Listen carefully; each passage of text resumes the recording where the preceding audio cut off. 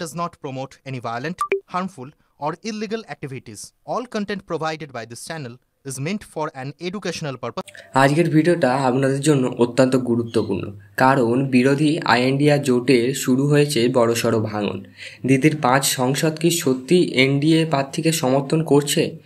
উদ্ধব ঠাকুরের শিবিরে এক সংসদ কি খোলাখুলি সমর্থন করলেন বিজেপিকে? উপরাষ্ট্রপতি নির্বাচনের ফলাফল কি বিরোধীদের ঐক্যের কাফিনে শেষ করবেন পুতুল? পুরো বিষয়টি জানতে বিশদে বিশ্লেষণ করব, অবশ্যই থাকুন। জোটের গঠন ও উদ্দেশ্য। 2023 সালে বিজেপি বিরোধীদের জন্য কংগ্রেস, তৃণমূল, উদ্ধব ঠাকুরের শিবসেনা, আপ, বাম, সমাজজীবী পার্টি সহ প্রায় 26টি দল মিলে ইন্ডিয়া জোট তৈরি হয়। একসাথে লড়বো, একসাথে জিতবো। সংসদের সংখ্যা জোর না থাকলেও একতা থাকলে তারা এনডিএ চাপ রাখবে, এই ছিল মূল লক্ষ্য। এনডিএ প্রার্থী সিপি রাধাকৃষ্ণ আর বিরোধী প্রার্থী হচ্ছে কপিল সিব্বল। ভোটের ফল রাধাকৃষ্ণ 576 ভোটে জয়ী এবং সিব্বল মাত্র 304 ভোটের সীমাবদ্ধতা। আইএনডিএ ব্লকের ভোট কোথায় গেল? রিপোর্ট অনুযায়ী অন্তত 15 থেকে 20 ভোট সংক্রস ভোটিং হয়েছে। দিদির সংকট প্রসঙ্গ। অফিসিয়াল তৃণমূল সংসদে সিব্বলের সমর্থন ঘোষণা করলেও ভোটের ফলাফল বলছে কিছু সংসদ এনডিএকে ভোট দিয়েছে। রাজনৈতিক মহলে গুঞ্জন তৃণমূল কমপক্ষে 4 থেকে 5 সংসদ ক্রস ভোটিং করিয়েছে।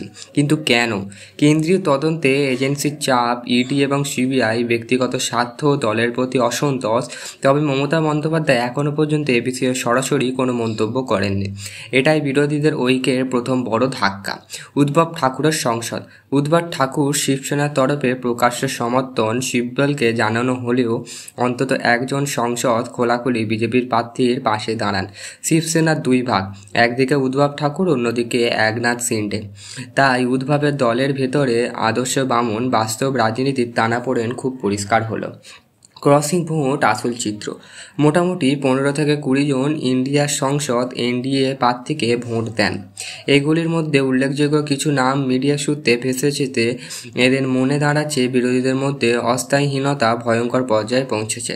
সিপি রাধাকৃষ্ণের বিশাল জয়ের পিছনে এটাই সবচেয়ে বড় কারণ। এনডিএ ব্লক ক্ষতি। ঐক্য প্রশ্নবদ্ধ, ভোটের অবস্থা কমবে, আঞ্চলিক নেতাদের মধ্যে ফাটল স্পষ্ট। এনডিএর লাভ। বিরোধী দুর্বলকে কাজে লাগাবে আঞ্চলিক দলগুলি, টেনে আর সুযোগ এবং 2026-এর নির্বাচনী এগিয়ে আনার কৌশল। বন্ধুরা, আপনারা কি করেন? দিদির 5 সংসদ সত্যি এনডিএ ভোটে দিয়েছে কি? উদ্ধব ঠাকুরের দলে এই বিভাজন কি বিরোধী ঐক্যের জন্য মারাত্মক সংকেত? আপনার মতামত কমেন্টে জানাতে ভুলবেন না। ইন্ডিয়া জোটের ঐক্য এখন বড় প্রশ্নের মুখে। উপরাষ্ট্রপতি নির্বাচন দেখিয়ে বিরোধী জোট গড়ে তোলা সহজ হলেও তাকে ধরে রাখা ভীষণ কঠিন। ইন্ডিয়া জোট শুধু সংখ্যার লড়াই নয়, মানসিক যুদ্ধে বিরোধিতা হারিয়েও দল। আশা করব যে এই ভিডিওটা দেখে আপনাদের কিছু হলেও ইনফরমেশন পেয়েছেন।